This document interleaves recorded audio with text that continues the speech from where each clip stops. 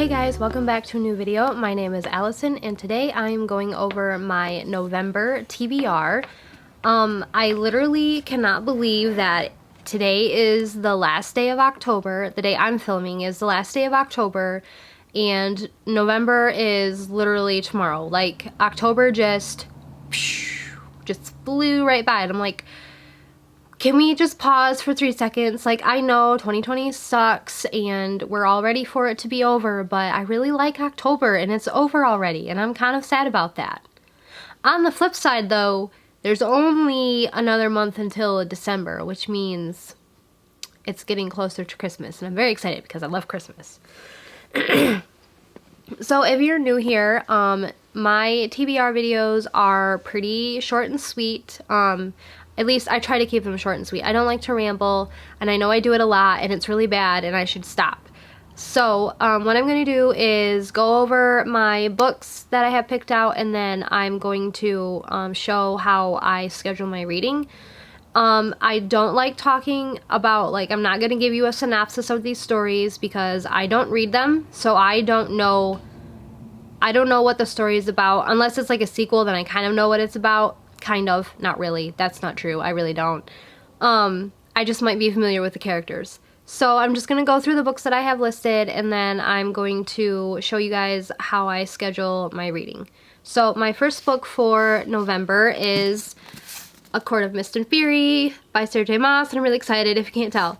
I really love this story a lot. It's not my favorite book in the trilogy, but I really still enjoy this book. It's gonna be like my third time reading it, I think. So I'm very excited to read it and I am not prepared for all of the emotions that I'm going to feel, but I'm gonna be okay because, I don't know, like I reread ACOTAR last month and you would think that reading it 3 times I would be like a little more in control of my emotions and how I feel about it, but nope, I was not. It definitely got me right in the feels, but it was fine. It was really good. I really enjoyed it. I'm really happy that I'm still enjoying these as much as I did the first time, even though like I'm reading this 3 times, like this is gonna be my 3rd time reading it. But I'm just really like, it just goes to show how awesome Sarah J. Maas is. If she can make me feel all of the feels all the time and I don't get tired of it. So this is my first book for November. The next book I have picked out is one that was on my TBR for October and I just didn't get to it because I got put in a slump and then I just didn't want to read anything that I owned. Does that ever happen to you guys? Because it happened to me and then I went and bought more books that I don't have time to read. Imagine that. Anyways, my second book for November is Heart of Flames, and this is the sequel to Crown of Feathers, which is, if you can't tell by this gorgeous cover, about phoenixes, and then this girl, I can't remember what her name is. Veronica?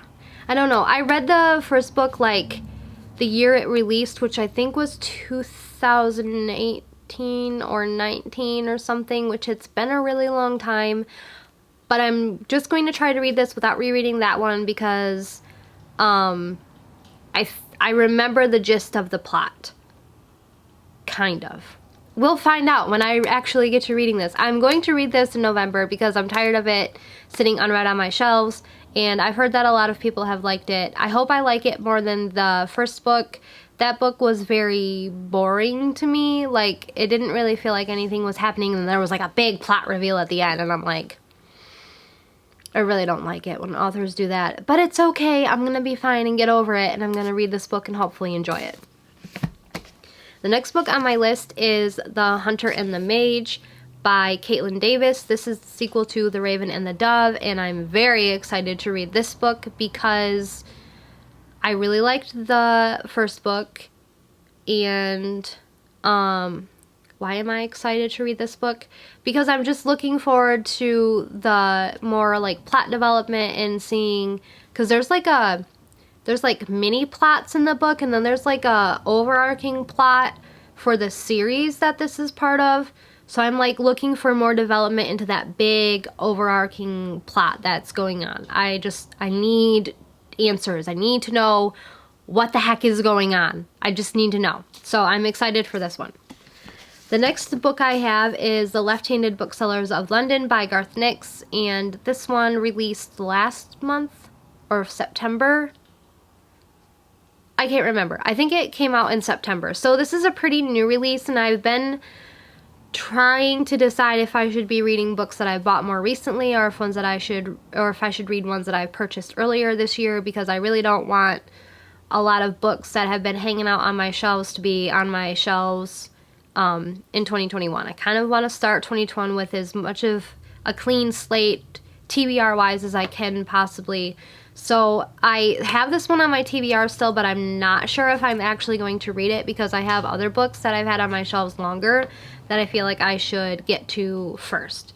So anyways, this one is, from what I've heard, the main character is a girl, and there's some sort of like espionage type stuff going on, like spy stuff. So I can't tell you 100% for sure because I don't read synopses, but I love Garth Nix. He's one of my favorite authors, and I'm very excited that he's like writing more now, because he like took like a really long, not like a huge break, but like he wasn't releasing that many books at like every so often he'd release a book. But now like earlier this year he released Angel Mage, or was that last year? I can't remember. And then now this one came out this couple months ago, September I think, and then I don't know if he's writing anything else new, but I'm very excited to have him back in like the writing scene because I just really enjoy his writing. And then the last book I have on the list is Kingdom of Souls by Rena Barron. And this is one of those books that I've had on my shelves since like the beginning of the year, and I don't know why I keep putting it off, because I know I'm going to be very interested in it because it's a genre that I don't get to read very often, so I'm really excited to get to this one. From what I understand, it has a lot to do with African mythology, which is something that needs more rep in the book world just because it's so fascinating. Like, one of the easiest ways for me to learn about different cultures is to read fiction written by people from other cultures. So if there could just be some more African mythology, fantasy type books in the book world, I would greatly appreciate it. If you have any recommendations for African fantasy or mythology, please, please, please put them in the comments below, because I need to read more. I've liked what I've read from other authors, but I need more of this genre specifically. So that is all the books that I have like officially picked out for my TBR. I only have 5 because I wanted to give myself some structure, but I also wanted to give myself a little bit of freedom just in case I get another book slump. I hope not. That was terrible, and I don't need to buy any more books. So I'm hoping the book slump stays away. So I'm just going to show in my planner the my reading schedule. I've showed this in my video last month, but if you're new and haven't seen that video, I just wanted to show it in this one too. So this is my planner, and if you can see right here, I have my books listed, and then down here I've put down like a legend, and I've given each book an acronym or whatever that's called. An acronym sounds good to me.